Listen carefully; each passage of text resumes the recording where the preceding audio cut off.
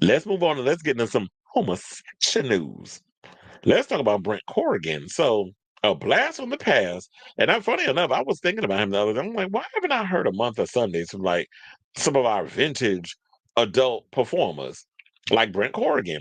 And apparently, Brent Corrigan decided to give us an update on what he's been up to in the whole world situation. So, shout out to Pink News for this story. So, porn legend Brent Corrigan has revealed that he has been absent from social media for 3 years because he suffered a massive seizure, which had him at one point on life support. So, adult film star Corrigan, whose real name is Sean Paul Lockhart, and also had a movie with oh my god, what was that boy name? The cute little actor we found out was a homosexual. He actually looked kind of well, he didn't kind of look like he was cute though, but he was in that movie King Cobra, which no shade, I kind of liked it. It wasn't the greatest movie, but I liked it. And also, if I'm not mistaken, I think James Franco was in that movie as well. He was in that Teen Beach movie with that was supposed to be like the next High School Musical, but it didn't turn out to be that way. But anyway, so he rose to fame in the 2000s, and his life was depicted in the film King Cobra. He was unimpressed by the movie and accused the filmmakers of bastardizing my early years in porn. Well, that sounds about right with every damn biopic. All they do is bastardize it. You don't never get the real truth. Now, on Saturday, October 25th, Corrigan returned to social media after a 3 year break.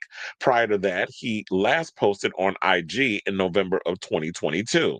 4 months ago, he took to Twitter for the first time in 3 years to post an image of himself riding a horse. Now, in a thread of new posts, Corrigan said he had an important life update to share, revealing that on February 23rd, he suffered from something that was basically labeled what he said it was a massive seizure. So let's get into those threads. Now, he said, I was immediately rushed to the hospital where I was placed on life support, but unfortunately, they weren't able to register any brain activity. It was by some strange miracle that he was saved by the incredible hospital staff, he went on to say. Now, since then, he has been recovering and has had to relearn how to do basic things such as walk and eat. He left hospital 4 months. He left the hospital. They said he left hospital. What are we in Canada? He left the hospital 4 months later and has been helped back to daily life by family and friends. Back to life, back to reality. Now, believe it or not, I even started riding horses, he said. And if you know where to look, you can still find me out having a good time on weekends. Now, dressed in trousers, a tank top, and a cowboy hat, he is seen smiling broadly in the picture. He said he even hoped to enter a horse race in a few weeks' time. Now, one fan responded by writing, I'm great. It's great to see that you're riding good. While another person said, glad you're okay. Take care. So I'm actually glad that he's, doing well and all this other stuff. I want to see if there was any other comments. Um, One person also said, knowing your build, I'm guessing it's the guy with the shirt open, missing you. Um, because it was a picture of him. It was like a Halloween picture or whatever. I'll show y'all in a minute, but I'm reading the comments. Um, Another person said, oh my goodness, I'm glad you're okay and recuperating. I do have a question if it's not too personal. Did you experience any kind of what they call a near death experience? I was just watching something on that phenomenon last night. Again, I'm glad to hear all is well. And he went and said, sadly, no, LOL. So, um, and then they said, oh, Sister Roma, shout out to her. She said, wow, life is a gift and everything can change in a minute.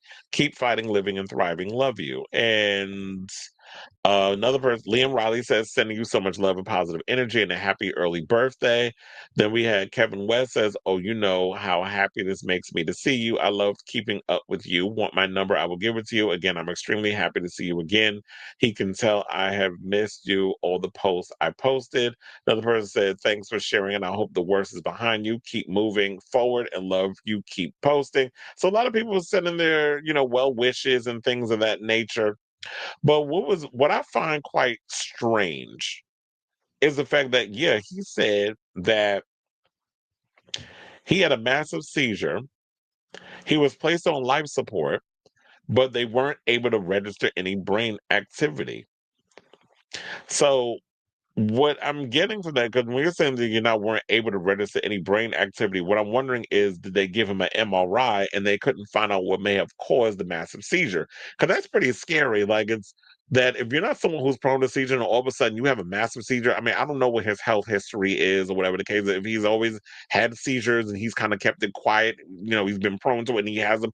Because I knew, like, there was a period where my goddaughter's mother, may she rest in peace, was someone who was prone to seizures. There was like years later, because I never knew her to have seizures. I knew her mother would have a seizure. Her mother passed away from a massive seizure. Then Michelle, who is my goddaughter Jocelyn's mother, was having seizure, whatever. She wasn't taking her medication. She wasn't taking care of herself. So she ended up having a massive one and she passed away.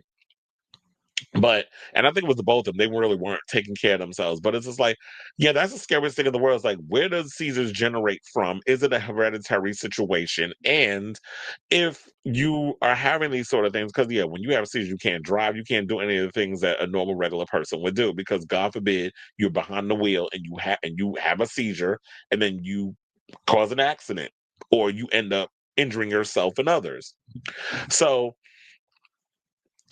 I'm wondering what this all stemmed from, but he's like, "Yeah, I went and I got it."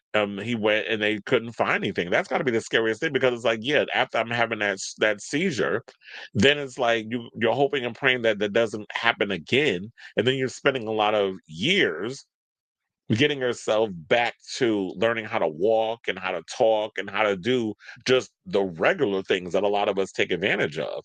So I'm glad that he's better. I'm glad that he's in a good place. And I'm glad that he's doing the thing that he loves to do, because if you know anything about Brent Corrigan, I've been following him over the years. He loves horses. I believe, I'm trying to remember if it was a documentary, it might have been an interview or something. And also, I remember, like, that's why I put the picture of him getting a lap dance on Hey Queen, because that's what this picture's from.